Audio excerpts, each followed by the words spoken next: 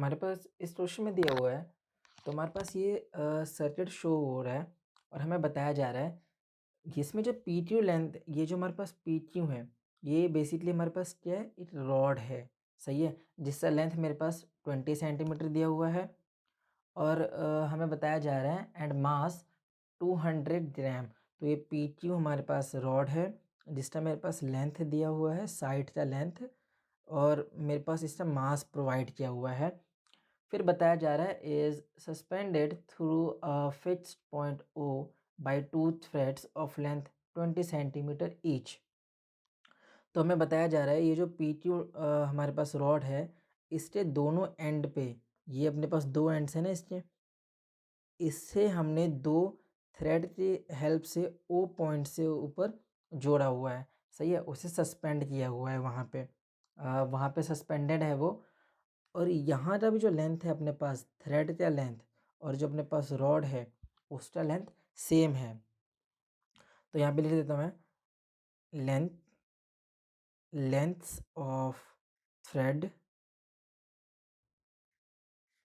Is equal to length of rod. सही है, तो अगर दोनों की ही लेंथ सेम है तो मान लेते हैं कि ये जो लेंथ है एल मान लेते हैं इसे, ये कितना दिया हुआ है 20 सेंटीमीटर। सही है, और हमारे पास ये जो पी क्यू है उसका मास भी दिया हुआ है। सो यहाँ पे मैं मास लिख देता हूँ, तो ये कितना दिया हुआ 200 ग्राम।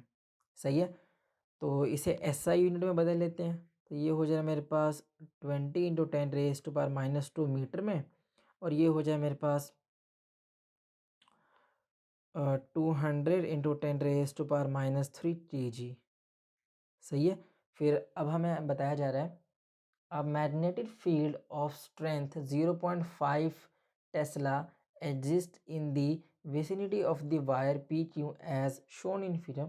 तो तुम यहाँ पे देख रहे हो, यहाँ पे मैग्नेटिक फील्ड है और यहाँ पे कौन सी मैग्नेटिक फील्ड है अपने पास, आउटवर्ड मैग्नेटिक फील्ड है।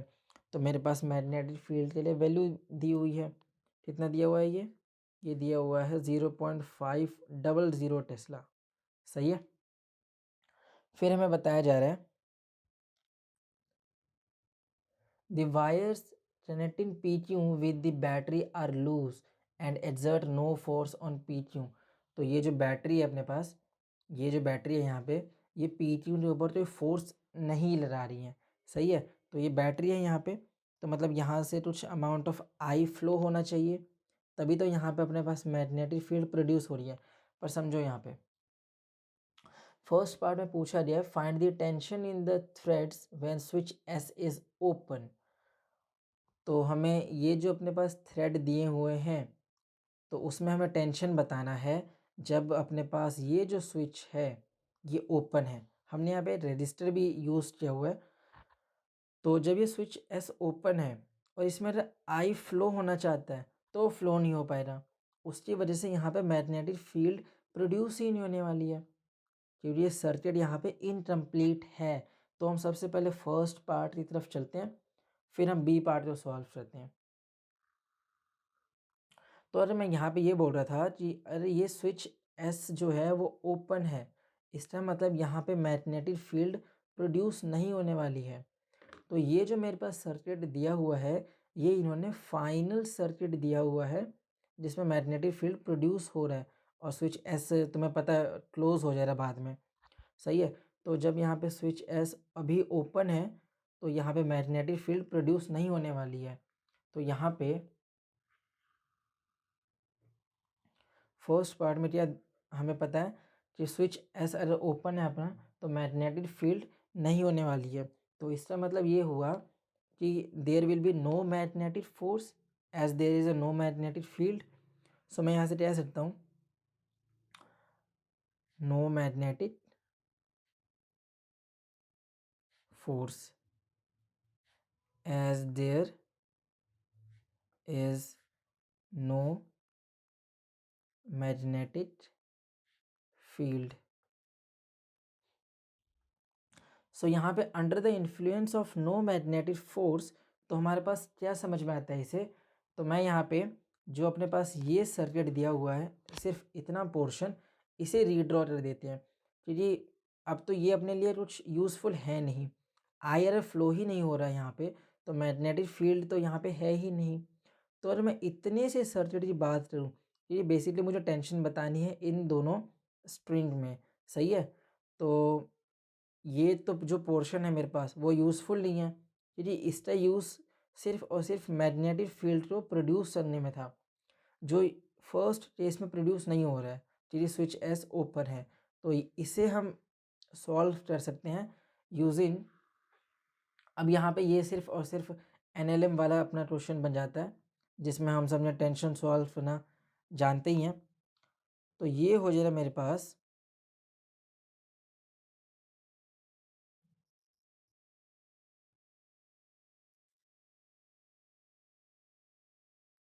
सो ये क्या अपने पास, ये अपने पास है ओ, ये है पी, ये है क्यू, इन तीनों की ही लेंथ आपस में सेम है, तो लेंथ मान लेते हैं एल है, हमें पता है हमने एल मानी थी। तो देखो, अगर इन तीनों की ही लेंथ आपस में सेम है, सो इसका मतलब ये हुआ कि ये इन तीनों के बीच में जो एंगल है अपना वो भी सेम होने वाला है। कितना हो जा रहा, 60, सही है। और फिर हमें क्या पता है कि हमें टेंशन बताना है स्ट्रिंग में, तो पी क्यू से टेंशन कैसे जाने वाली है, इस डायरेक्शन में टी, और यहाँ से टेंशन जाने वाला है इस डायरेक्शन में टी, सही है। इस पॉइंट पे कितना टेंशन हो जाएगा, देखो यहाँ से भी टेंशन, यहाँ से भी टेंशन, तो इस पॉइंट पे जो टेंशन होने वाला है मान लेते हैं टी नेट, ये हो जाए अपने पास ये इन दोनों का एडिशन 2 टाइम्स ऑफ टी, सही है। तो अगर मैं यहाँ पे बात करूँ इस सर्किट की, तो अगर मैं यहाँ पे लाइन ड्रॉ कर देता हूँ, तो यहाँ पे अगर मैं इस एंगल का हाफ कर देता हूँ, परपेंडिकुलर बेसिकली यहाँ से मैं ड्रॉ कर रहा हूँ, तो ये 90 पे है, ये 30, ये भी 30, तो ये कितना हो रहा है मेरे पास 30, और ये कितना है मेरे पास 30, सही है। अब ये टोटल 90 है ना अपने पास, दे रहे हो 30 प्लस 60, यहाँ पे भी सेम, सही है। तो अब यहाँ पे मैं वेक्टर कंपोनेंट का यूज़ कर लेता हूँ। तो अब बेसिकली ये जो क्वेश्चन है फर्स्ट पार्ट वो सिर्फ और सिर्फ एनएलएम पे बेस्ड है। सो मान लेते हैं ये क्या है एम और ये क्या है अपने पास एन। अरे मैं यहाँ से वेक्टर कंपोनेंट लेता हूँ, तो मेरे पास इस तरफ जो वेक्टर कंपोनेंट है और यहाँ से टेंशन जा रही है, तो ये है अपने पास टी क्रॉस 30, तो इस तरफ क्या है अपने पास टी साइन 30, सही है। फिर यहाँ से अपने पास ये पोर्शन क्या है, ये है टी क्रॉस ऑफ 30, और यहाँ से क्या है अपने पास टी साइन ऑफ 30। देखो टी साइन जो थीटा मैंने यूज़ किया है यहाँ पे, जो थीटा मतलब 30 है अपने पास, थीटा की वैल्यू क्या है यहाँ पे 30 है यहाँ पे, सही है। सो यहाँ पे तुम एक बात देख सकते हो कि इन दोनों का ही मैग्नीट्यूड तो सेम होने वाला है, क्योंकि दोनों में टेंशन इक्वल है और एंगल भी क्या है सेम है, तो मतलब इस तरफ की फोर्स और यहाँ की फोर्स बैलेंस हो जाएंगी, कैंसिल आउट हो जाएंगी, सही है। डायरेक्शन ऑपोजिट है, मैग्नीट्यूड सेम है इन दोनों ही फोर्सेस के लिए, तो ये दोनों कैंसिल आउट हो रही हैं। और यहाँ से अपने पास जो पी क्यू है, इससे नीचे की तरफ कौन सा फोर्स लग रहा है एम जी फोर्स, सही है। तो अरे ये दोनों ही फोर्सेस कैंसल हो रही हैं आपस में, टी साइन थीटा और T sine theta is getting cancel because of opposite direction, T sine theta is getting cancel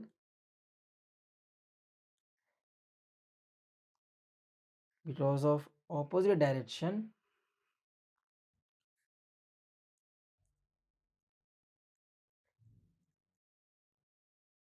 because of opposite direction and equal magnitudes। तो अगर मुझे इस फोर्स को जो एम जी फोर्स है उससे अगर मुझे बैलेंस करना है, तो ये टेंशन फोर्स से बराबर है, टी नेट के बराबर है। सो मतलब जो जो अपने पास टी नेट यहाँ पे पहले यूज़ कर लेते हैं, टी नेट जो है वो क्या है अपने पास इस एम जी फोर्स को बैलेंस करता है, सही है। सो टी नेट की वैल्यू हमें पता है 2t, और ये क्या है अपने पास एम जी। अब यहाँ पे जो टी है अपने पास, ये टी सिर्फ और सिर्फ यहाँ पे देखो डायरेक्शन की तरफ ध्यान से देखना, mg फोर्स इधर आ रहा है, तो T क्रॉस 30 जो है वही 2 नेट के बराबर है, मतलब ये जो टेंशन है अपने पास यही है यहाँ पे। तो ये हो जाए मेरे पास 2, और T टेंशन कितना है अपने पास, T क्रॉस 30, इसे तुम टी डैश अज्यूम कर लो, कुछ भी अज्यूम कर लो। मेरा टेंशन यहाँ पे ये है कि डायरेक्शन देखो बस। ये यहाँ पे जो एंगल है अपना, या बेसिकली ये जो कंपोनेंट है, ये दोनों ही तरफ यही 2t है, सही आ रहा है, t है मतलब बेसिकली ये है। तो ये हो जाए मेरे पास mg,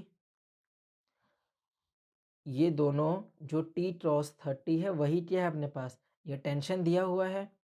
तुम इस t और इस t में कंफ्यूज मत हो जाना, सही है। तो यहाँ पे अपने पास ये हो गया। अब मुझे सिर्फ और सिर्फ टेंशन की ही वैल्यू बतानी है, तो ये हो जाए मेरे पास mg 2 क्रॉस ऑफ 30। तो m मेरे पास दिया हुआ है 200 इंटू 10⁻³ हमने पहले बदल दिया था इसे। ये हो जाए मेरे पास g की वैल्यू 9.8 यूज़ कर लेते हैं, वैसे 10 यूज़ करते तो पूरा कैंसिल हो जाता, बट सही है। ये हो जाए मेरे पास 2, और जो क्रॉस 30 है उसका वैल्यू होता है अपने पास √3/2, सही है। अब हमें बस इसे सॉल्व कर देना है, तो ये वैल्यू यहाँ से कैंसिल, यहाँ से आता है मेरे पास t 2 इंटू 9.8, ये हो जाए मेरे पास इंटू 10⁻⁻1, और ये √3 की वैल्यू होती है 1.73, सही है, इसके आसपास की वैल्यू होती है।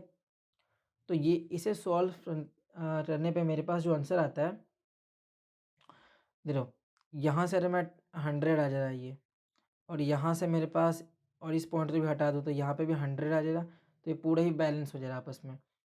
तो ये हो जाए मेरे पास 2 इंटू 98/173, सही है। तो हमें बस अभी इसे सॉल्व कर देना है। सो अभी मेरे पास क्या है, टी की वैल्यू है अपने पास 2 इंटू 98/173, सही है। इसे सॉल्व करने पे मेरे पास आ जाना चाहिए 196/173, तो टेंशन आ जा रहा है यहाँ से 1.1329 न्यूटन, सही है। सो यही क्या अपने पास टेंशन की वैल्यू है। अब बी पार्ट की तरफ चलते हैं और बी पार्ट को भी सॉल्व कर देते हैं। सो बी पार्ट में पूछा जा रहा है, a current of 2 ampere is established when the switch S is closed. Find the tension in the threads now. So अभी यहाँ पे क्या बताया गया है, इसमें जो I फ्लो हो रहा है उसकी वैल्यू मेरे पास है 2 एम्पियर। तो अब देखो तुम यहाँ पे, अरे यहाँ पे I फ्लो हो रहा है अपना, अब यहाँ पे 2 एम्पियर तक I फ्लो हो रहा है, करंट फ्लो हो रहा है। तो और जब ये स्विच S ओपन है, मतलब अब ये पोर्शन क्या है अपने पास, क्लोज हो गया है, सही है। तो जब ये पोर्शन अपने पास क्लोज हो गया है तो ये नॉर्मल वायर की तरह बिहेव करता है, हमें पता है। तो ये अब यहाँ से आई फ्लो हो रहा है, ड्यू टू यहाँ पे आई फ्लो हो रहा है, मतलब ये जो मैग्नेटिक फील्ड है वो प्रोड्यूस्ड हुई है इस केस पे, सही है। मतलब under the influence of magnetic field, अब यहाँ पे मैग्नेटिक फोर्स भी आने वाला है। सो यहाँ पे अब,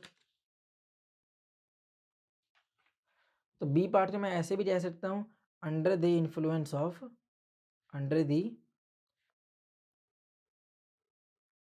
इन्फ्लुएंस ऑफ मैग्नेटिक फील्ड। अब हमें इससे ऐसे सॉल्व करना है, सही है। So under the influence of magnetic field, तो मतलब ये जो तुम समझ सकते हो, फर्स्ट पार्ट में अपने पास मैग्नेटिक फील्ड नहीं था, यहाँ पर है, तो इसे अब हमें बस इजीली सॉल्व कर देना है। तो जो हमारा मैग्नेटिक फील्ड है वो आउटवर्ड डायरेक्शन में था, मतलब वो डायरेक्शन हमारी तरफ आ रहा था, और आई ऐसे फ्लो हो रहा है। सबसे पहले तो मेरे पास आई की वैल्यू ऐसे फ्लो हो रही है, तो मेरा मैग्नेटिक फील्ड जो है वो डाउनवर्ड डायरेक्शन में है। तुम ये फाइंड आउट कर सकते हो ईजिली यूजिंग पाम रूल। तो यहाँ पे डायरेक्शन में लिख देता हूँ मैग्नेटिक फील्ड की, डायरेक्शन ऑफ मैग्नेटिक फील्ड क्या है अपने पास, हमें पता ही है डाउनवर्ड है, सही है। तुम इसे पाम रूल की हेल्प से सॉल्व कर सकते हो, या फिर फ्लेमिंग्स रूल भी यूज़ कर सकते हो यहाँ पे। सो अब यहाँ पे जो मेरे पास टीटी देखो, पहले मेरे पास इनिशियली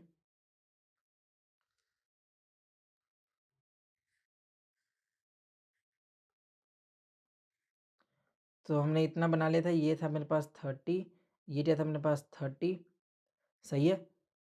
और इस तरफ mg फोर्स लग रहा था, मैं यहाँ पे बहुत ज़्यादा रफ डायग्राम बना रहा हूँ ये, तो ये हो जाए मेरे पास ऐसे, सही है।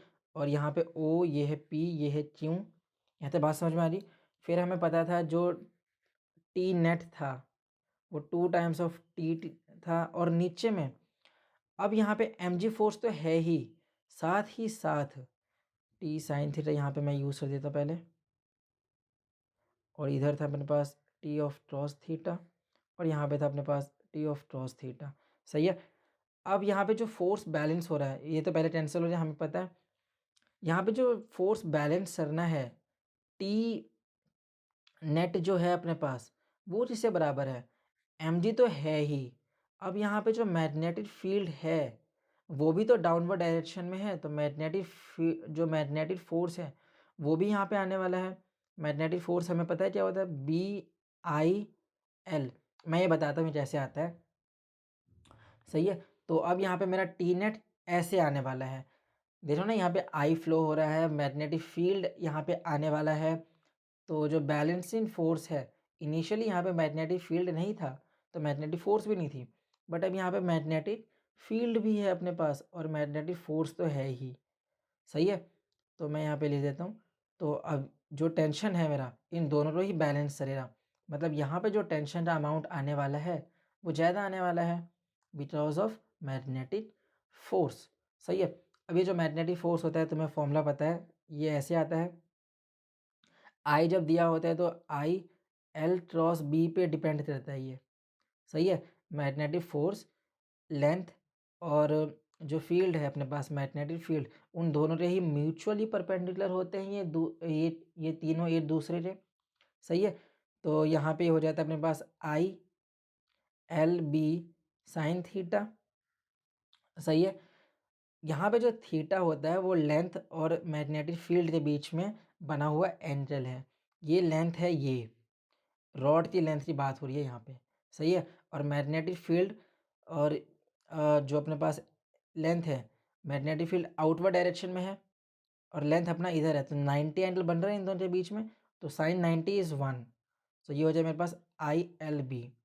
तो यही क्या अपने पास, यही तो फोर्स है, ये हमने अभी तक पढ़ा है वो है ILB, सही है। तो अब हमें बस इसे सॉल्व कर देना है, तो यहाँ से सो 2t क्रॉस थीटा, ये तो पता है कैसे आया है, ये हमने जो प्रीवियसली सॉल्व किया था, ये हो जाए मेरे पास mg प्लस BIL।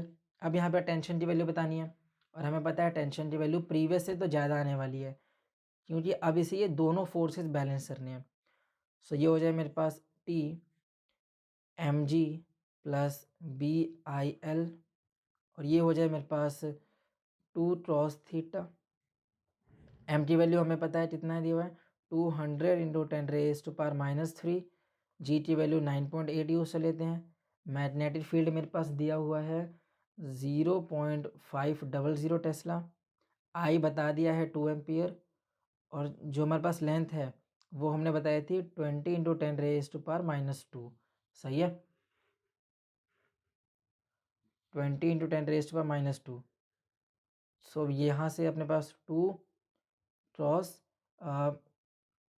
30, सही है। अब हमें बस इसे सॉल्व कर देना है, तो ये हो जाए मेरे पास 2 इंटू ये क्या अपने पास, ये हो जाए मेरे पास 9.8 इंटू 10⁻⁻1 प्लस ये हो जाए मेरे पास 0.5 इंटू 2 1 2 3, तो मेरे पास ये 20 यहाँ पे बच जाएगा, और ये है मेरे पास 2 क्रॉस 30 में पता है कितना होता है, √3/2, सही है।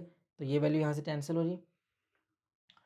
सो तुम्हें बस इसे सॉल्व कर देना है, तो ये हो जाए मेरे पास, ये वाला पॉइंट यहाँ पे ले आते हैं, इसे भी यहाँ से हटा देते हैं, तो यहाँ पे हो जाए मेरे पास 100, मैंने इसे इस पॉइंट को यहाँ से हटा दिया है, ये भी हो जाए मेरे पास 10 सॉरी, तो ये दोनों वैल्यू तो यहाँ से कैंसिल, ये वाला पॉइंट यहाँ से कैंसिल हो जाए अपने पास।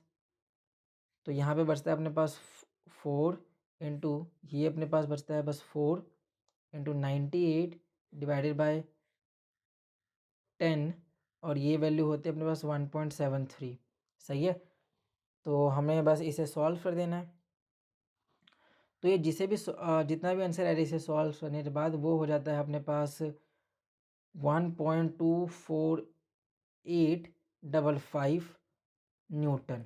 सही है, तो यही मेरे पास टेंशन की वैल्यू है, या फिर तुम कह सकते हो जो टेंशन है अपने पास वो अप्रॉक्सीमेटली 1.25 न्यूटन के बराबर है। तो यही क्या है अपना, यही अपना इस पार्ट में टेंशन की वैल्यू है, और यही हमारा फाइनल आंसर भी है। इससे आसान सॉल्यूशन और कहीं नहीं।